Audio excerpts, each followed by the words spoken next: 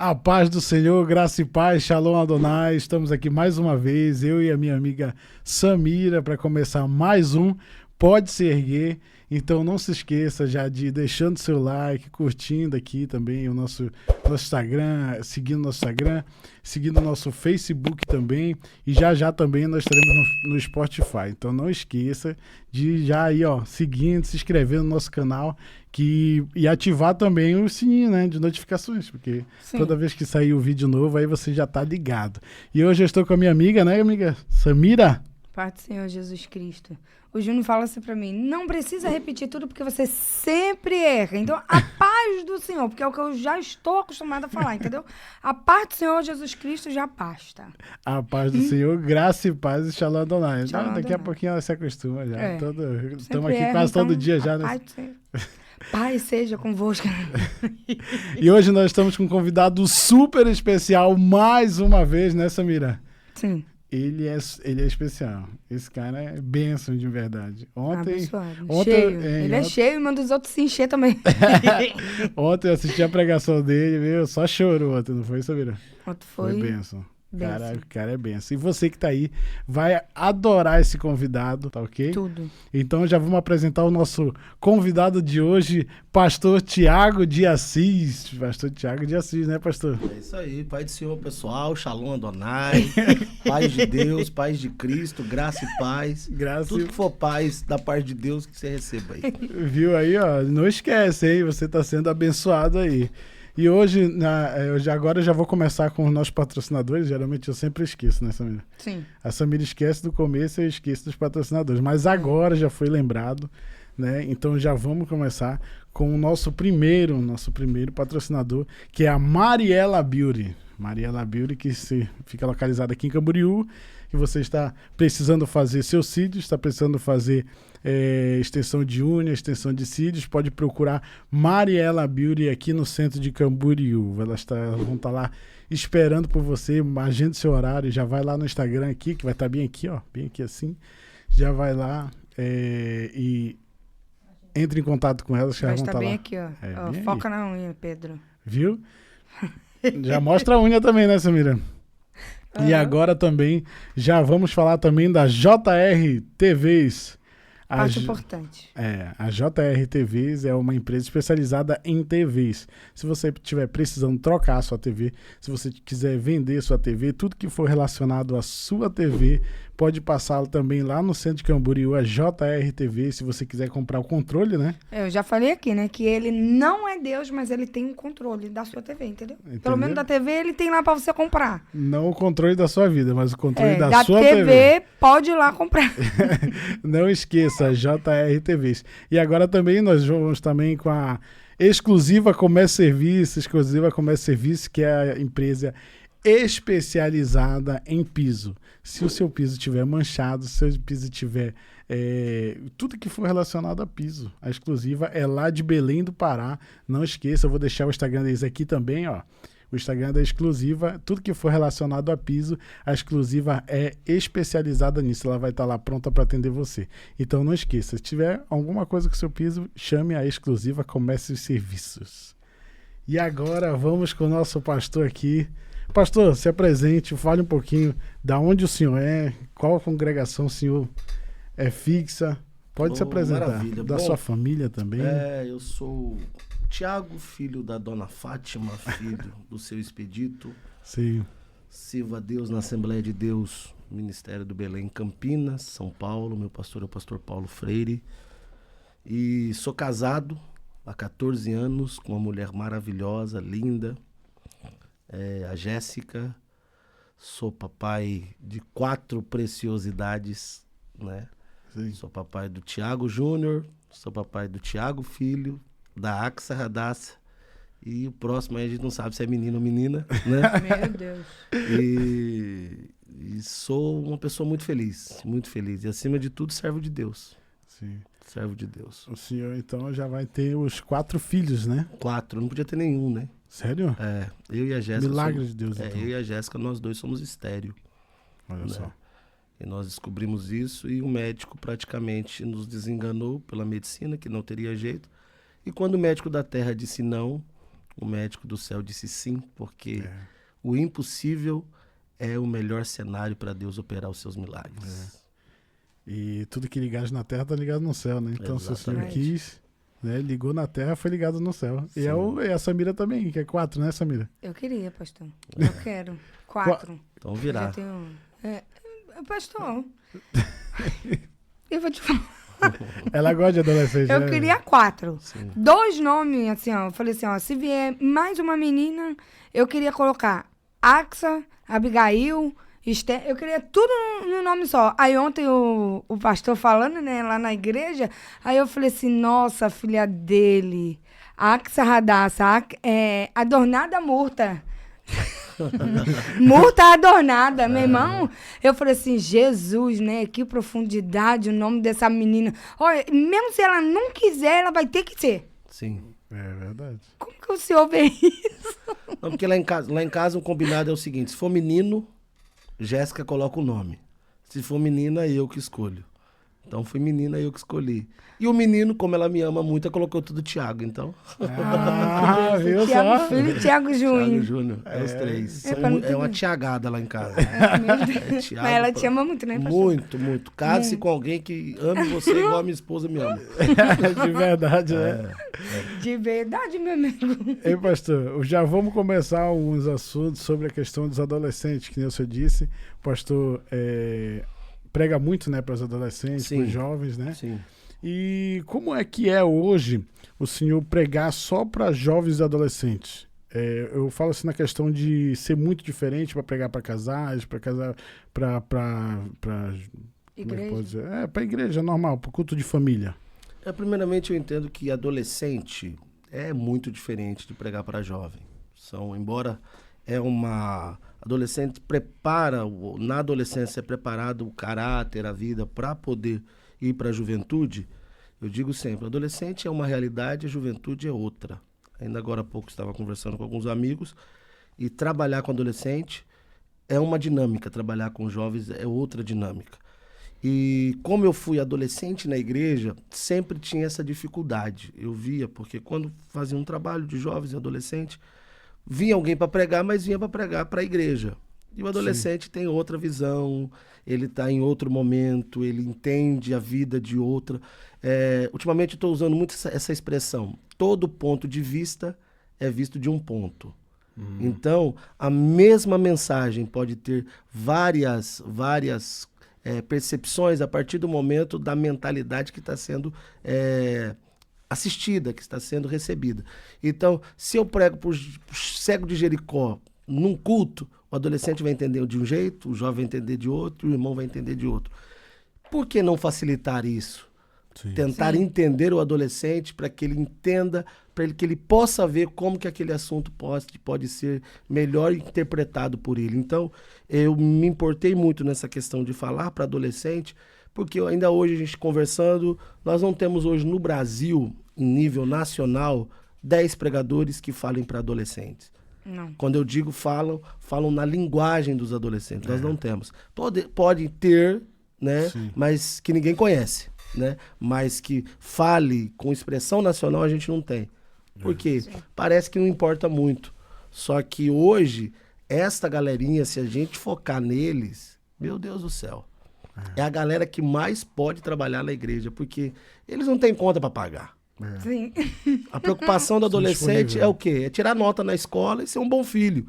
Então tem muito tempo vago para que eles possam usar para a obra de Deus. Quando a igreja entender isso, o investimento para adolescente será triplicado, porque é a base. É que nem infantil. Quando você entender que a igreja ela precisa investir no departamento infantil, a história da nossa igreja será outra. Eu sempre digo, como eu disse ontem, Sim. Deus não tem filho. Quer dizer, Deus não tem neto, Deus tem filho. Sim. Só que os adolescentes precisam entender isso. Como que eu faço isso? Investindo tempo, dinheiro, investindo em tudo no que eu posso investir neles, porque é a geração mais atacada. Hoje é os adolescentes. E eu tô vendo agora, nos últimos tempos, né? Eles convivem comigo, sabe?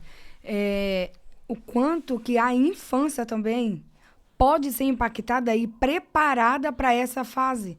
Se nós, como igreja, ou se a igreja é instituição, vê isso, conforme que o pastor, tipo assim, ó, eu trabalho na infância, eu preparo a criança na infância para chegar no adolescente. Eu preparo o adolescente, eu invisto tudo na criança. Quando essa criança chegar na adolescência, eu invisto tudo também no adolescente. E aí eu invisto tudo quando esse adolescente virar jovem. E aí quando chegar na fase adulta, eu não vou precisar tanto trabalho, porque eu já investi tudo, todo o meu melhor na infância, na adolescência e no jovem. É o que a Bíblia na diz. mocidade. Ensina o menino no caminho, né? Sim. Então, é um investimento. Se investirmos na criança e no adolescente, teremos uma juventude sadia. Sim. Entendeu? Teremos um adulto sadio. Agora, não adianta olhar adolescente e criança como algo que não é tão importante, porque a conta vai chegar. E a conta chega na vida adulta. A conta sempre chega. Chega. E chega. Entendeu? Chega.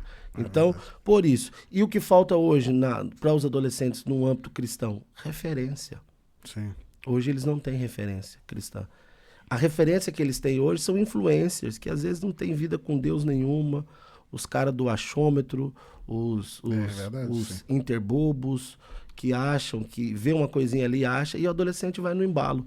Agora, se ele tiver influência de pessoas de Deus, que falem a linguagem deles, que entendam o que eles estão passando, aquilo pode ser um chamativo para que eles possam se preparar para aquilo que Deus tem para a vida deles. E Deus tem um quê? Deus tem algo especial quando fala de adolescente. Porque você pode observar que a maioria, ou grandes homens da Bíblia, foram chamados na adolescência. José tinha 17 anos quando sonhou. É verdade. Davi era adolescente quando Deus o ungiu. Ou seja, na adolescência. Se você for pegar hoje, é porque hoje a gente assiste os filmes de Jesus, a gente vê Pedro velho, a gente vê... Mas se você for estudar afinco, essa gurizada dos apóstolos, poucos ali tinham mais de 20 anos. A maioria era tudo jovem e adolescente. Ali já mostra a caminhada, né? Já investiu nos adolescentes, Sim. Entendeu? É que nos filmes já aparece a caminhada. Já mostra eles velhos já. Sim, verdade. Mas a maioria, se você for estudar mesmo, você vai ver que eles eram jovens. Então há um quê especial nisso, porque Deus ele quer investir em jovens e adolescentes, preparando eles para um futuro extraordinário. Eu sempre digo o seguinte, se você pegar lá um jovem, lá na favela, no Rio, em São Paulo, de 12, 13 anos, o inferno investe em criança. O inferno investe em adolescente. Investe. Eles entram para o crime com 12 anos, com 11 anos, com 14 anos, eles já estão com um fuzil na mão. Aí você pensa comigo, se o inferno investe neles e eles têm coragem de trocar tiro com polícia com 12, 13 anos, imagine esse adolescente cheio do Espírito Santo, o que ele vai fazer? É verdade. Então precisa ter um olhar especial para adolescente. E outra.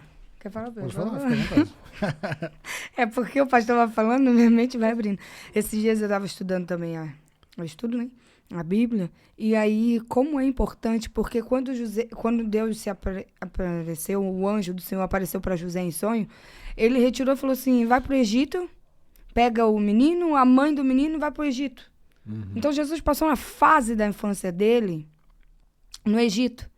Um Deus tão grande, tão grande, tão grande, que se encarnou no Filho e passou por todas as fases. Passou. Ele passou. Jesus Cristo teve a infância, teve a adolescência ensinando o que... A Bíblia não fala muito sobre a infância de Jesus, mas para um menino de 12 anos chegar na sinagoga, aprender, a gente sabe que ele aprendeu, mas também com 12 anos ele começar a ensinar o que ele não aprendeu com os pais na infância. Que já vem da... Entendeu? Sim. Então, assim, a gente precisa, assim, abrir a Bíblia e mergulhar fundo, porque tá sendo a fase que mais o inferno tá investindo. Tipo, eu fui criada na igreja, passei a infância na igreja. Sim. Mas quando eu cheguei com 12 anos, eu falei assim, eu não quero mais. Eu quero sair e eu sou do Rio. Então, eu fui para baile funk com 12 anos. Baile funk, e fiquei. Então, assim, é uma fase que a gente precisa olhar com mais amor, mais assim, ó, mais afinco, mais dedicação, mais zelo, porque a gente precisa investir. Porque também é uma fase que, se eles aprendem, aquilo ali é a base para toda a vida. Exatamente. Eles vão levar tudo que ele aprendeu ali para o futuro. Porque eu tenho muita coisa que hoje eu uso, que eu aprendi na minha adolescência. Sabe? Então, assim, são coisas que a gente pega, são coisas que a gente aprende, a gente ensina, tem alguém disposto para ensinar. Hoje, a maioria das pessoas, a gente sabe, pega ensinamento e guarda pra gente. E se a gente ensinar para lançar a semente, semear numa terra boa, aquela semente ali, meu amigo, no começo mesmo, a gente achando que não vai dar nada. Mas você lança, porque você tá com aquele coração disposto para ensinar, né? Então, assim, eu vejo que é um aprendizado muito grande que a gente precisa ainda ter para investir nesses adolescentes. E, assim, pastor, eu queria te perguntar também qual o seu maior desafio, sendo pai de 3 filhos, eu não sei a faixa etária deles, pai de 3 filhos e agora um tá na barriga já. Qual é o maior desafio da paternidade, sendo pastor, sendo pregador, sendo evangélico, servo e filho de Deus? Passar isso para eles. Acredito que o exemplo, né? Eu tenho um grande sonho. Qual é o grande sonho meu? É que Deus se revele aos meus filhos como se revelou para Isaac, como se revelou para Jacó. Quando Deus se revela para esses homens, Deus diz o seguinte: eu sou o Deus do teu pai. Sim. Eu sou o Deus do teu avô. A partir do momento que Deus fala, eu sou o Deus do teu pai, ele fala, então eu aceito. Porque eu vi Deus na vida do meu pai. Eu vi Deus na vida do meu pai. Como em casa, fora, e tudo que o meu pai fez refletiu esse Deus. Porque é muito difícil quando um filho de um pastor, uma filha de uma irmã da igreja, e Deus fala, eu sou o Deus da tua mãe, ela diz, então eu não quero. Porque esse Deus, para mim, não vai servir. Porque minha mãe só é crente na igreja, em casa ela não é. Meu pai nunca fez um carinho na minha mãe. Meu pai nunca me levou para passear. Que Deus é esse? Que sequestrou o pai, sequestrou o homem que era para ser dentro de casa. E ele se tornou apenas um personagem que no culto ele levanta a mão, dá glória a Deus, dá aleluia. Mas eu nunca vi meu pai ser gente boa com o vizinho. Nunca vi meu pai ser gente boa com as pessoas ao meu redor.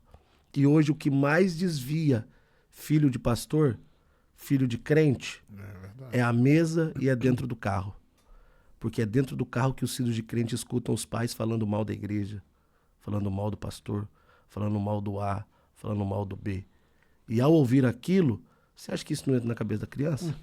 Ele fala o quê? É uma esponja, né? Exatamente, ele está ouvindo o pai que acabou de sair do culto falar mal do culto, falar mal do pastor. E isso ali na frente ele vai lembrar e vai falar o quê? Ele vai criar um ranço de igreja, porque ele vê que é totalmente contrário àquilo que eles vivem. Então, meu maior desafio é fazer com que os meus filhos vejam Deus na minha vida. Amando a mãe deles, cuidando deles, ajudando eles, sendo provedor, sendo um cara legal, mostrando para eles que servir a Deus não é chato. Servir a Deus não é um peso. Servir a Deus é o maior privilégio que um ser humano pode ter. E a minha alegria vai ser o dia que o meu filho olhar para mim, o dia que os meus filhos olharem para mim e falar assim, pai, eu quero de fato que o que Deus fez na sua vida faça na minha vida, porque eu vejo que Deus é bom na sua vida. Então esse é o meu maior desafio e eu luto por isso. Eu prefiro não ser conhecido lá fora, mas ser conhecido dentro da minha casa como servo de Deus. É verdade. Isso que o pastor disse foi benção mesmo. Porque tem muitas das vezes que eles acabam vendo tudo isso e achar assim, não, isso aí sempre vai ser assim. Sim. Então eu não quero servir esse Deus que o meu pai serve e reclama do Deus que ele serve. Né? Porque você reclamar da igreja é reclamar de Deus. É verdade. Não é verdade? Então o que a gente tem que fazer? Tem que sempre estar olhando, porque eu falo isso que quando meu filho está jogando joguinho no celular, a gente está conversando e está prestando atenção na conversa. E quando você disse isso, eu lembrei. Quando ele fala assim, quê? Tá falando de mim? É como aquela história, né? Do pastor chegar em casa, o pastor vai fazer uma visita, quando chega na visita, O filho de 4 anos do casal que o pastor foi visitar ficou olhando para ele. Olhou. E o pastor ficou incomodado com aquilo. E o filho olhando. O filho olhava em cima, embaixo, procurava, dava volta no pastor, olhava na cabeça do pastor. E o pastor incomodado falou, mas menino, por que você está me olhando assim? Ele falou, não, meu pai falou que o senhor tem 2 caras, eu estou procurando a outra. É verdade, tem que se ligar nisso, né? Meu Deus. E voltando na questão dos adolescentes, pastor Tiago, sobre essa questão de adolescente, teve algum culto assim que o senhor... A gente sabe que todos os cultos são especiais, Sim. mas teve algum culto assim que o senhor falou assim, esse culto aqui foi algo diferente, uma coisa que o senhor viu assim, totalmente diferente do normal, que é pro homem, né? Aí é difícil catalogar um culto assim, inesquecível. Sim. Rapaz, que eu me lembre, assim, falar assim, esse culto aqui foi assim, muito, muito extraordinário. Teve um. Eu estava ministrando no estado do Goiás e Jesus tinha batizado mais de 200 adolescentes. 200. E a glória de Deus, assim, despencou mesmo de fazer galo na cabeça. Gente voando, aquela presença de Deus. A hora que terminou o culto, uma mãe chegou em mim e falou, pastor, Jesus batizou a minha filha. E, poxa, foram 200. Eu falei, irmã, foram 200. Ela disse, pastor, Jesus batizou a minha filha. Eu falei, irmã, foram 200. Ela me agarrou no braço assim, me sacudiu de, pastor, o senhor não entende. Eu falei, o quê? A minha filha é muda e surda e tá falando em línguas estranhas. Olha só. Então esse dia aí foi muito especial. Eu falei, uau, como que pode uma muda e uma surda falando em línguas estranhas? Só Deus para fazer. Então isso aí marcou muito a minha vida. Foi assim um dia muito, muito especial. Muito especial. Eu imagino, né? Porque é o sobrenatural. É, o sobrenatural. Não tem, que nem eu falei pro senhor, são coisas que não é normais, né? Que pra gente é impossível. E aí o dia que a gente entender isso, o sobrenatural se tornará normal no quesito da presença de Deus. Cara, hoje a gente é muito cético. Muito cético. Hoje, quando a gente fala em milagres, a gente fica muito empolgado. E a gente não entende o que Jesus disse, que coisas maiores ele faria. Que nós faríamos se acreditássemos. Só que hoje a gente não vê. Sim. Hoje a gente entrou num modo automático que machuca, que dói. Acredito que até o Espírito Santo fique triste, porque as pessoas não acreditam mais. Quando você fala de milagres, as pessoas ficam, uau, tá.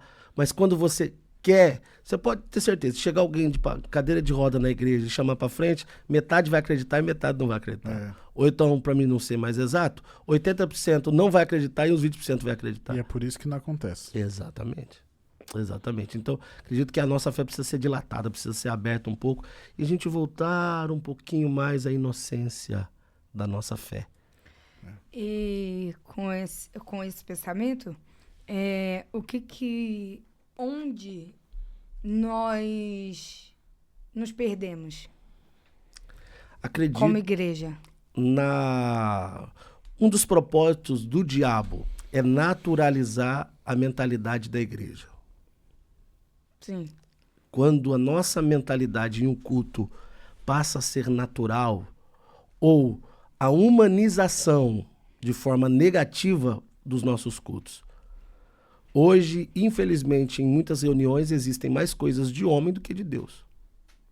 A gente traz mais as coisas de homem. A gente está nós nos preocupamos muito com...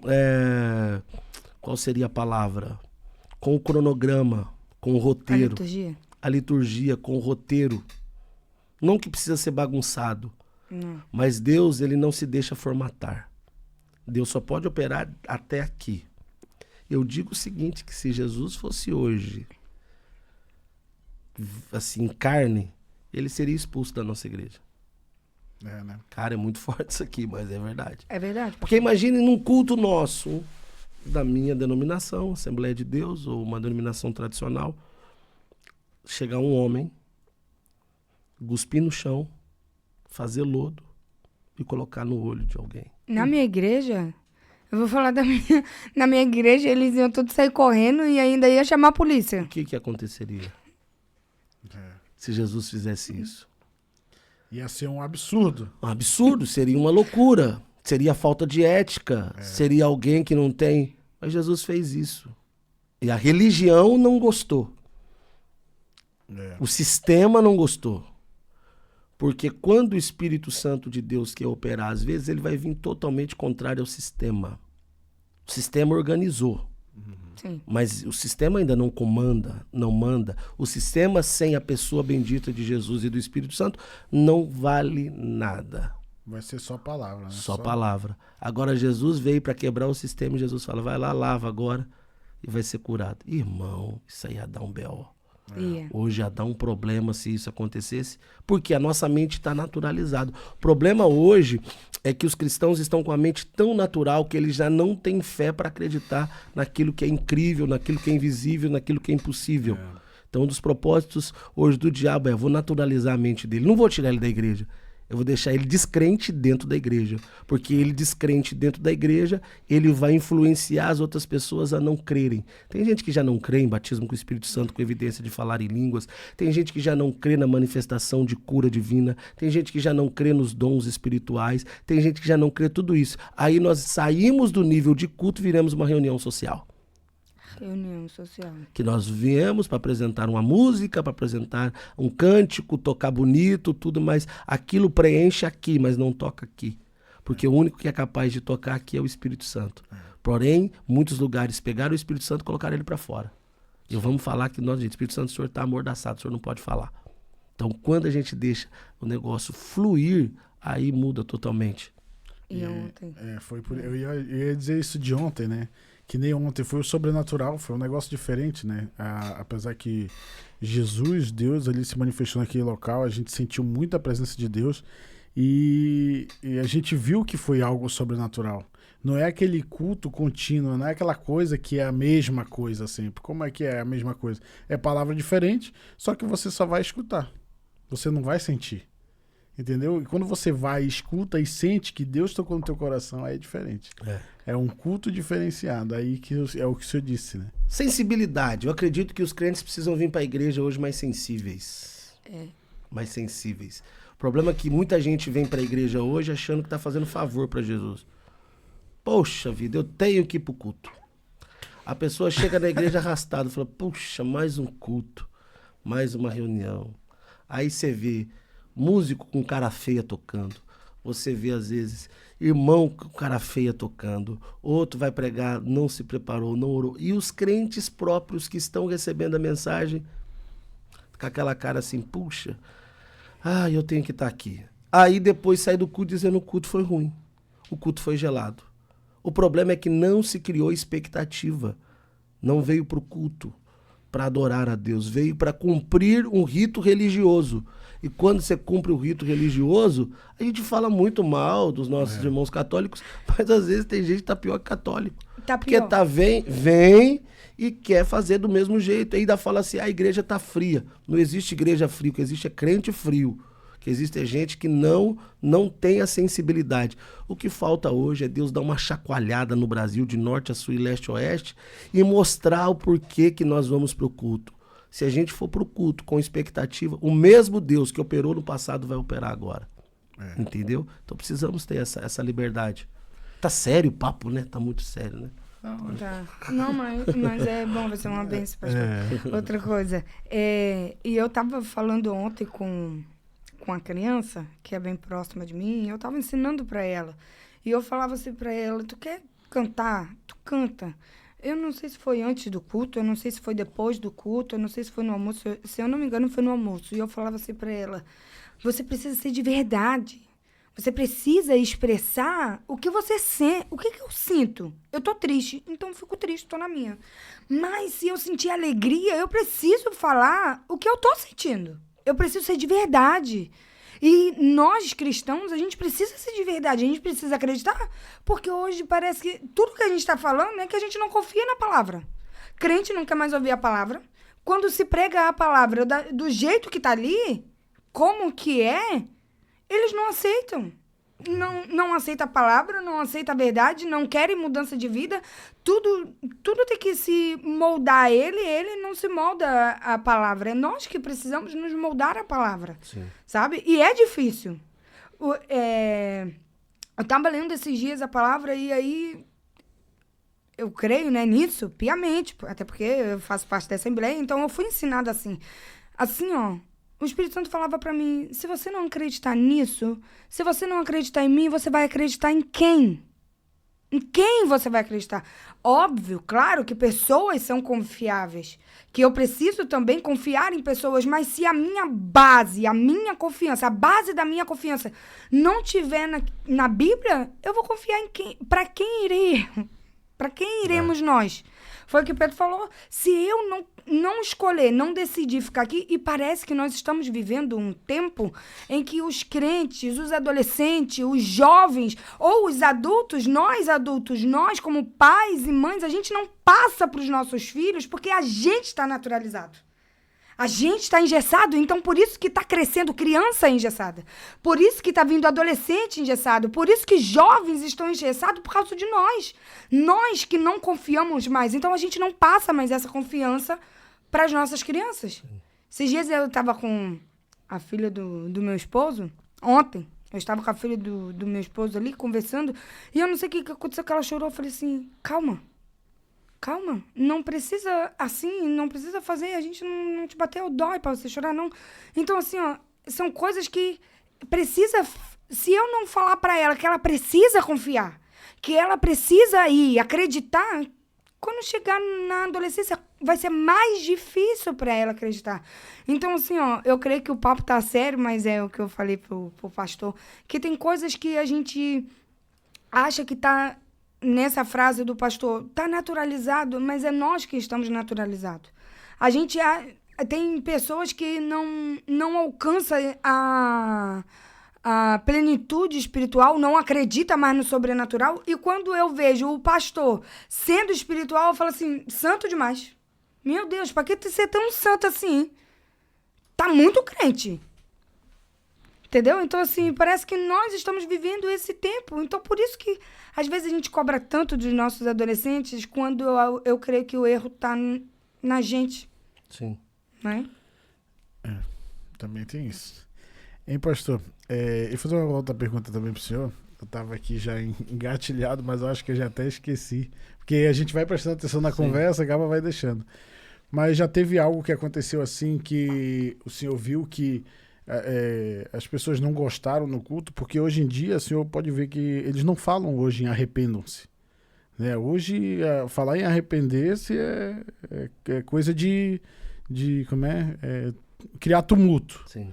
Entendeu? O senhor acha que hoje as igrejas pararam mais com isso e estão focados muito no amor? Mas o amor, ele tem diversas faces.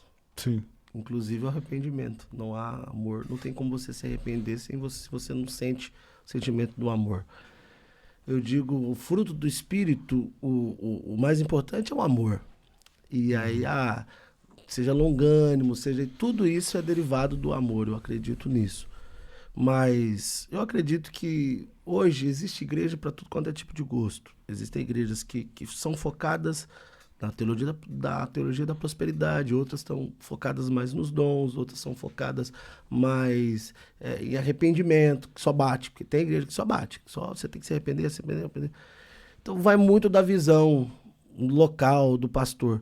Então eu acho o seguinte, cada igreja tem eram 7 igrejas na Ásia. Sim. Que foram 7 cartas, e as cartas para cada uma foi de um jeito. Porque cada Sim. igreja tinha uma personalidade e já refletiria isso aí, a questão denominacional. Cada denominação tem uma personalidade, tem uma visão, tem uma ideia. Então eu acredito que as igrejas pregam arrependimento, muitas não pregam, mas tem aquelas que pregam. Então se eu falo de uma, eu estou excluindo outra que fala. Então eu acredito, numa questão assembleiana, dependendo da região, se prega muito arrependimento, dependendo da outra também não prega. Então, é difícil você categorizar e dizer assim, estão pregando arrependimento, não estão pregando. É certo que hoje, você pega os temas de congresso dos anos 80, dos anos 90, eram Sim. outros temas. Era o Senhor dos Exércitos, passa revista o seu povo, prepara-te, ó Israel, para encontrar com o teu Deus, e o Espírito e a noiva dizem vem. Era outra realidade. Hoje não, hoje pega uma palavra e usa, que também abrange, para poder contextualizar a realidade de hoje. Assim, qual é o maior desafio nesse tempo que nós estamos vivendo, com todas essas Tecnologias. Essas tecnologias, essas características também da igreja, porque tem uns que falam, não precisa fazer isso tudo, trazer para a igreja, não precisa fazer isso tudo, que não sei quem, que lá, não precisa usar coisas, né? E tem outros que já falam, vai mesmo, vamos pegar aqui uma inteligência artificial, vamos montar um boneco, pega lá, dá forma e tal, que não sei o quê. Como que a gente pode... O evangelho precisa ser pregado. Sim. Entendeu? E precisa haver uma contextualização das igrejas hoje, isso aí é fato. Sim. 10 anos atrás era uma coisa, hoje é outra. E daqui a 5 anos, eu não sei como será a igreja dos meus filhos daqui a 25 anos. Sim. Entendeu? Porque hoje... Só que nós devemos ter a maturidade, o quê? De dar o F5. Atualizar. Atualizar. Você pode observar que Paulo e Pedro pregaram. Sim. Paulo pregou em Atenas, Pedro pregou no dia de Pentecostes. Paulo pregou de um jeito, Pedro pregou de outro. Por quê? Primeiramente porque eles se contextualizaram a sua realidade. Cada pastor precisa se contextualizar. Sim. Cada líder precisa se contextualizar. Tem que saber para que público você fala, para quem você fala. Pedro pregou no dia de Pentecostes, o que ele disse? Vocês estão vendo esse povo aí tudo pulando, gritando, fazendo, expressando, tá? Vocês estão chamando eles de bêbados, mas eles não estão bêbados. Isso está acontecendo porque foi escrito pelo profeta Joel, foi o que Joel profetizou. Só que aquele povo sabia quem era Joel. Sim. Se Paulo pregasse a mesma mensagem de Pedro, não ia dar, porque Paulo estava em Atenas, Grécia, o berço da sabedoria, do pensamento. Saiu Aristóteles, Sim. Platão, todo mundo saiu de lá. Então, só gente inteligente. É só gente inteligente. O que Paulo fez? Ele deu uma volta na cidade, viu vários altares. E ele viu um altar escrito ao Deus desconhecido. Paulo, ele usou o quê? A ideia, falou assim, vi que vocês têm muitos deuses aqui. Eu vi que vocês têm muitos altares, mas eu vi um ali escrito ao Deus desconhecido. Então é sobre esse que eu quero saber. Os caras inteligentes falaram, o que ele vai saber sobre isso? Se Paulo chegar lá e falar assim, eu quero falar para vocês...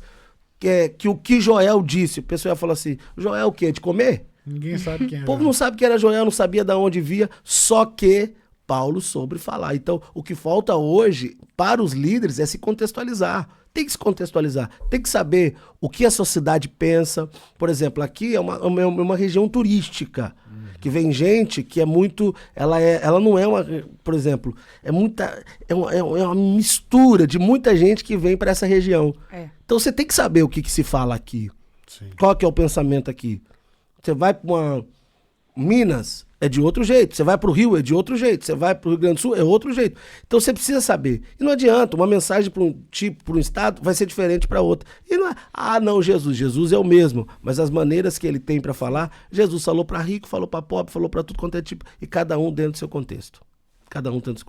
Então o que falta hoje, o maior desafio, é os pastores se contextualizar, ser humilde, para ver o que está dando certo. Não digo copiar, mas digo trazer para a sua realidade e se adaptar àquilo que ele pode usar. Poxa, eu fui pastor de igreja há muito tempo, então tinha coisas que eu pegava que eu sabia que na minha igreja não ia dar certo. Só que a ideia era muito boa. Sim. Então eu atualizava aquela ideia para que eu pudesse aplicar. Hoje a gente fala, célula não dá certo, célula é isso, célula é aquilo. Cara, quem começou com célula foi a Assembleia de Deus. É. Com culto no lar. É culto no lar. Sim.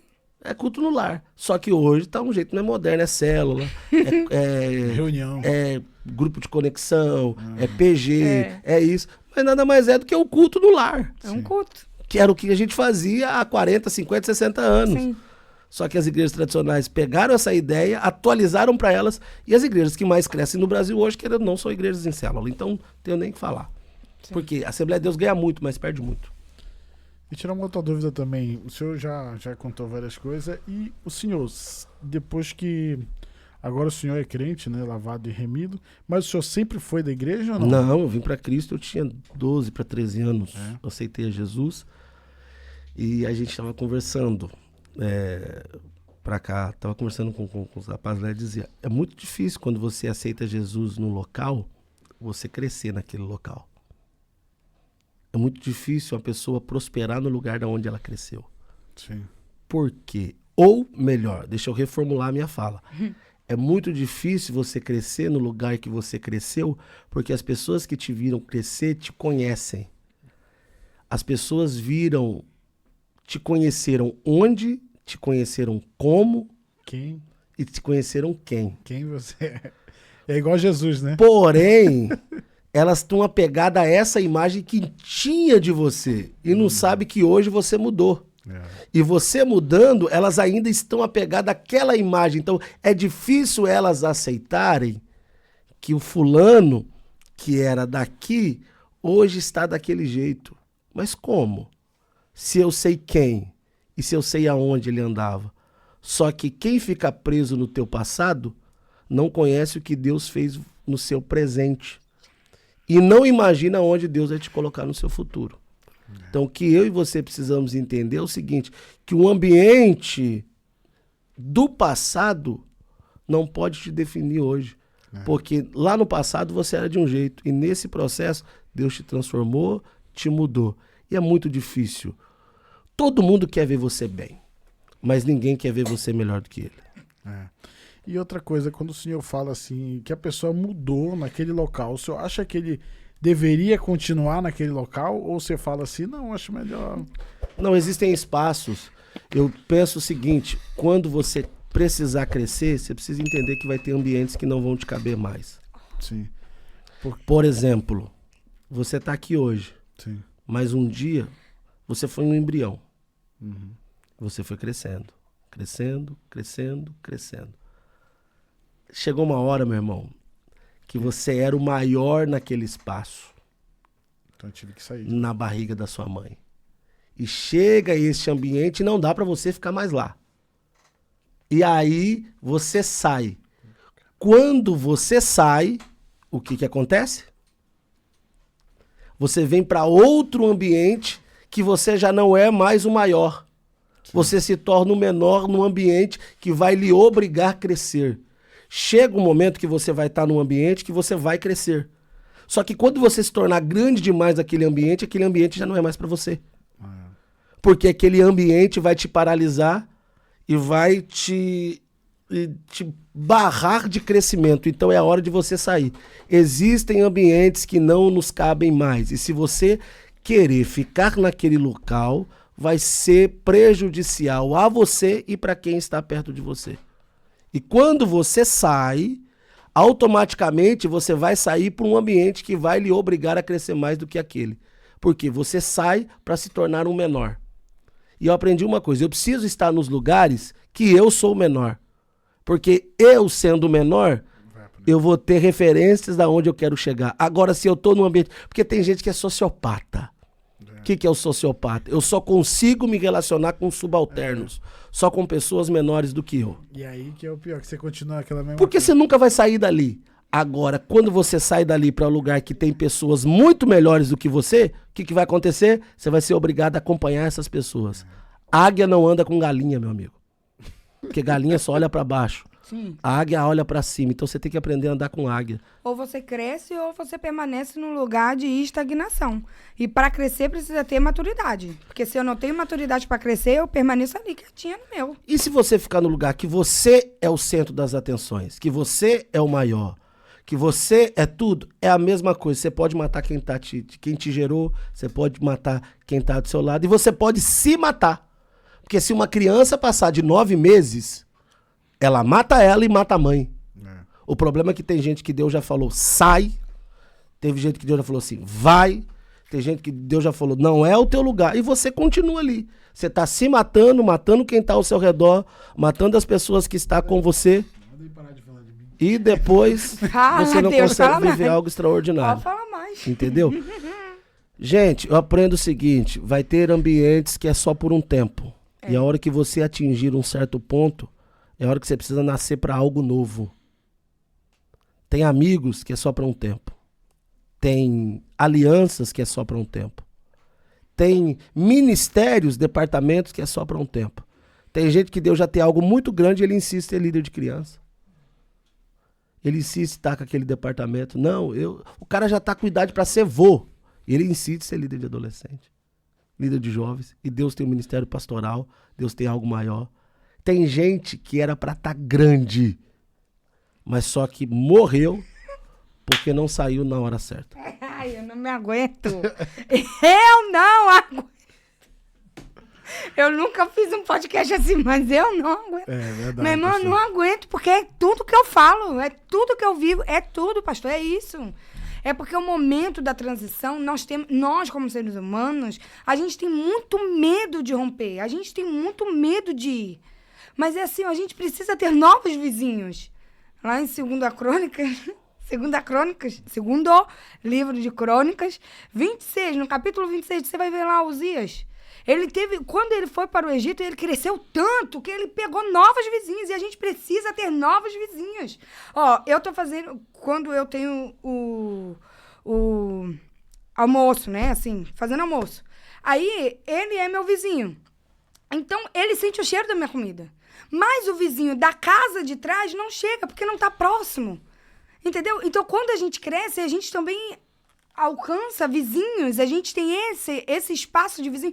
Então, você só sente o cheiro quando você cresce. E a gente precisa ter maturidade para entender isso, porque acontece justamente como o pastor falou, que se a gente ficar presa aquelas pessoas, ficar presa àquele passado, ficar presa àquele ciclo, aquele departamento, aquela igreja, não igreja, né? Instituição, não é pra sair da igreja, né, meu irmão?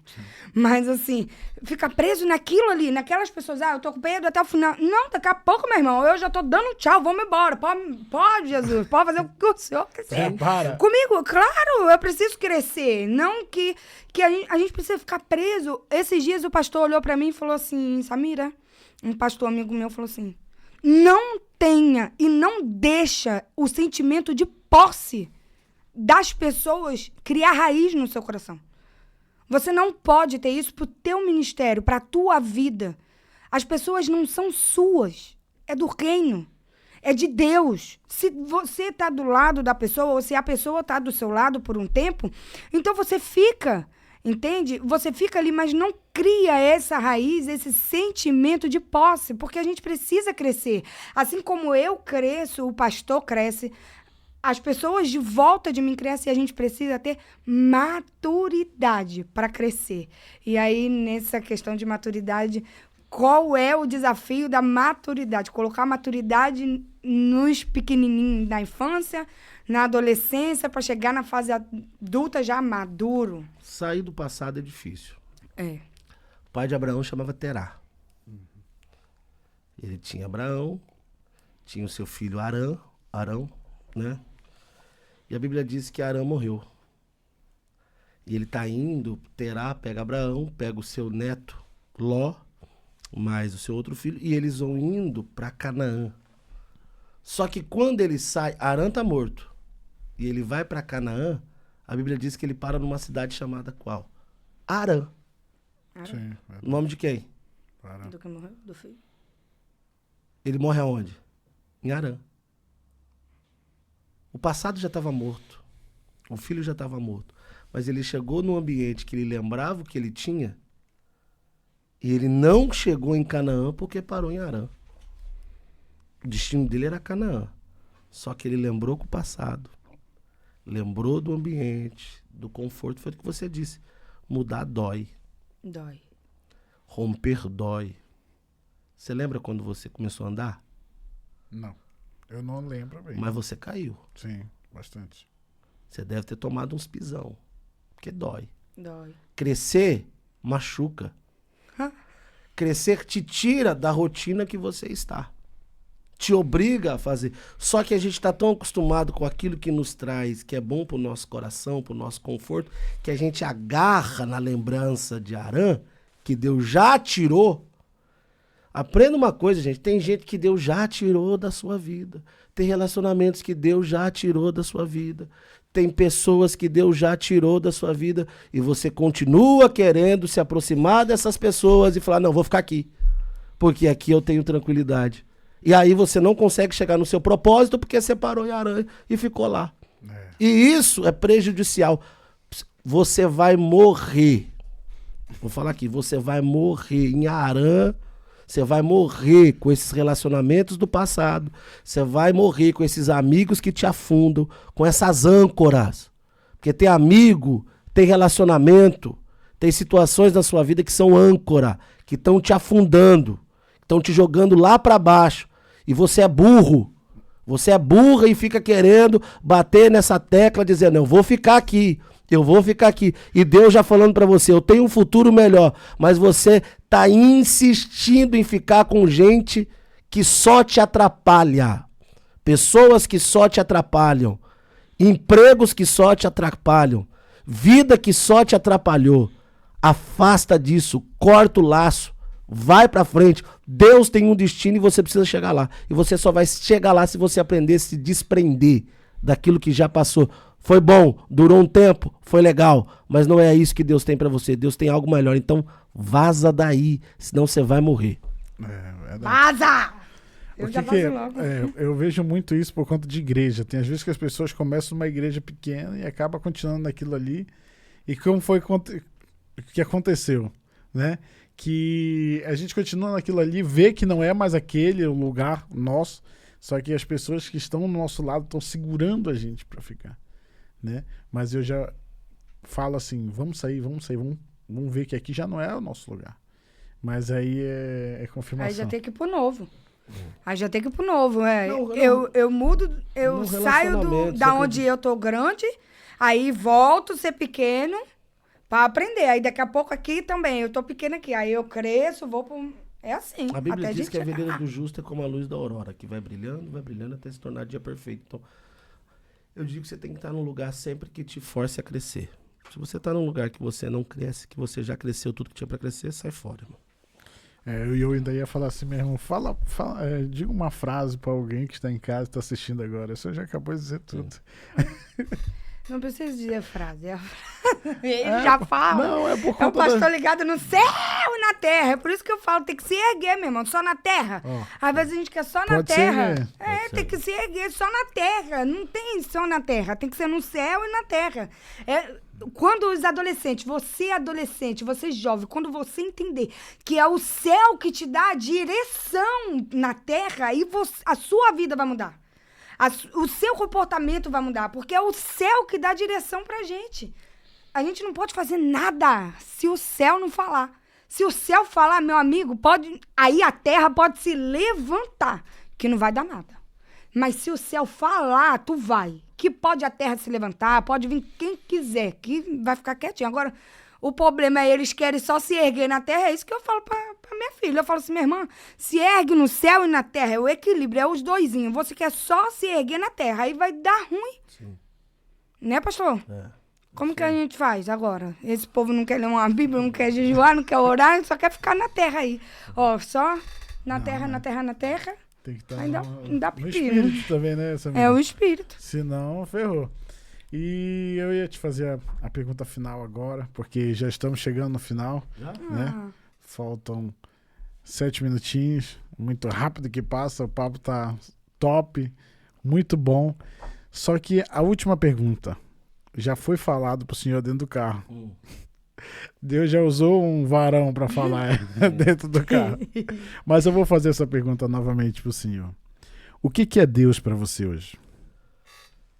Mas foi o que eu respondi, eu respondo aqui novamente. É isso aí. Eu já sei porque eu já escutei. Viu? É o ar que eu respiro. Tenta ficar sem respirar 2 minutos. Tenta ficar sem respirar 3 minutos, 4 minutos. Ou seja, o que me mantém vivo, o que me faz ser alguma coisa, na Covid-19, o maior sonho de alguém que estava entubado era poder fazer isso aqui, ó. Uma vez que o ar faltou, a pessoa morreu. Uma vez que Deus falta na vida de alguém, não há sobrevivência. Tem gente que pensa que vive sem Deus, mas está morto. Porque a verdadeira vida só tem quem tem esse Deus circulando dentro de si, aspirando esse Deus, respirando esse Deus. Ele é tudo que nós temos. Sem esse Deus não há vida, sem o ar não há vida. Se Se o oxigênio parar um pouquinho, Tudo explode. se trancar assim, eu vou trancar 4 minutos sem oxigênio no mundo, não vai ter quem sobreviva. Se Deus não existir na vida do ser humano, ele não vai conseguir sobreviver. Na minha vida, principalmente, quando eu acordo, a principal pessoa que eu tenho é Deus. Quando eu durmo, a principal pessoa que eu tenho é Deus. E eu aprendi uma coisa, se Deus for comigo, eu sempre serei maioria. Sempre serei maioria. Deus comigo, eu preciso entender isso. E você também precisa entender isso, que se Deus for com você, é tudo que você precisa. O problema é que você está procurando ajuda em A, ajuda em B, ajuda em C, ajuda em D. E a ajuda que você precisa, a pessoa que você precisa estar do teu lado. Se ele estiver do teu lado, todas as portas serão abertas. Todos os caminhos serão aplainados. Todos os desafios serão conquistados. Cara, para de ficar se preocupando com o que A vai pensar de você, com o que B vai pensar de você, com o que D vai pensar de você. Porque por mais que você tente agradar todo mundo não vai agradar com você. Agora, se você agradar alguém que é Deus, esse alguém se responsabilizará de dar o caminho para que todas as pessoas, ou quase todas, entendam quem está na sua vida, que é Ele. Eu aprendi uma coisa comigo e eu levo para minha vida. O hábito que eu tenho de falar com Deus muda o meu hábito de falar com as pessoas. Uma vez que eu tenho uma vida de conversa com Deus todos os dias, vai mudar a maneira que eu converso com as pessoas. Ou seja, ter Deus na minha vida mudará todo o meu relacionamento social, o meu relacionamento financeiro. Tudo que eu for fazer será um resultado do relacionamento que eu tenho com Deus. Se eu falo com Deus todos os dias, eu mudo o meu jeito de falar com a minha esposa. Se eu falo com Deus todos os dias, eu mudo o meu jeito de falar com os meus amigos. Se eu estou com Deus todos os dias, eu mudo o meu jeito de falar com todos aqueles que estão ao meu redor. Agora, se eu não tenho Deus, é a lei da física. Outra coisa vai me encher, que é o diabo. E quem tem uma vida com o diabo, você sabe qual é o resultado. Agora, quem tem uma vida com Deus, ele transpira Deus. Ele vive Deus. O que ele faz é com Deus, as coisas vão mudar. Então, o que eu e você precisamos ter todos os dias é Deus. Deus, ele não é um objeto. Deus, ele não é o meu brinquedo de criança mimada, que quando eu preciso eu estou com ele, quando eu não preciso eu jogo fora. Não. Deus, ele é tudo. Ele é o oxigênio, ele é a vida, ele é aquele que direciona, ele é aquele que dá força, ele é aquele que te ajuda. Então, que Deus seja também o ar para você, o seu oxigênio e a sua vida. É verdade. É isso aí. Você tá respirando mesmo. Sem Deus, nada podeis fazer. Nada, Né? nada. E é isso aí, pastor. O senhor pode fazer seus agradecimentos finais. Depois a Samira vai fazer e depois eu faço o meu. Pode ficar à vontade. Poxa vida, quero agradecer, pessoal. Deus abençoe a vida de todos vocês de uma forma muito, muito especial. Eu deixei uma frase aqui que eu quero poder falar Fica à vontade. em 2 minutinhos. Não, pode ficar à vontade, pastor. Então eu vou falar 1 hora. Gente, Aí vai sair mais caro. eu sou tão brincalhão que eu não fiz nenhuma brincadeira hoje, né? Mas, Por quê, pastor? não sei, porque o clima foi outro, né? Uma frase que Deus tem falado ao meu coração é: se você não consegue descobrir o seu propósito, descubra a sua paixão, pois sua paixão levará você diretamente ao seu propósito. Descubra o que você ama fazer. Ama pregar? Ama falar? Ama estudar? Descubra o seu propósito, ou melhor, a sua paixão por aquilo que você vive, o que você mais gosta de fazer, e pare de tentar fazer aquilo que você não gosta. Pare de tentar se encaixar em lugares que você não cabe. Para de tentar tomar posições que Deus não tem para você. Mas esteja em lugares que fazer o que você faz porque você ama. E fazendo isso, Deus te levará para o propósito. Fazendo isso, Deus te levará para os caminhos. Pare de querer agradar todo mundo. Agrade primeiramente a Deus, porque agradando a Deus, você vai ter completude de viver aquilo que Deus sonhou para você. Que Deus te abençoe. Samira? Eu tô extasiada. Maravilhada. Olha, hoje eu quero só agradecer a Deus. Literalmente. Eu sei que a gente agradece ao convidado, ao Pedro, mas hoje somente a Deus. Porque hoje foi um presente do céu para mim. E ele sabe, porque ele é o meu pai, e como meu pai, ele me deu um presente hoje, no dia de hoje. Então, Senhor, muito obrigado. O Senhor sabe que a minha alma está regozijando de alegria, porque é bom a gente saber que a gente tem um Deus que investe na gente. Ontem foi o pastor que falou do investimento de Deus. Foi, né? Foi. O pastor pregou sobre isso. É bom a gente saber que nós temos um pai que olha pra gente e investe em nós. Então, hoje, o meu agradecimento é ao meu pai, que está no céu. E os meus agradecimentos, primeiramente, a Deus. Obrigado, pastor Tiago de Assis, por ter vindo. Obrigado por ter aceitado o nosso convite ali em cima da hora, mas foi uma bênção de Deus. Obrigado, Samira, por estar aqui. Obrigado a todos que participaram. Que Deus abençoe a sua vida, essa semana tão maravilhosa. E é isso aí. Tchau, até mais.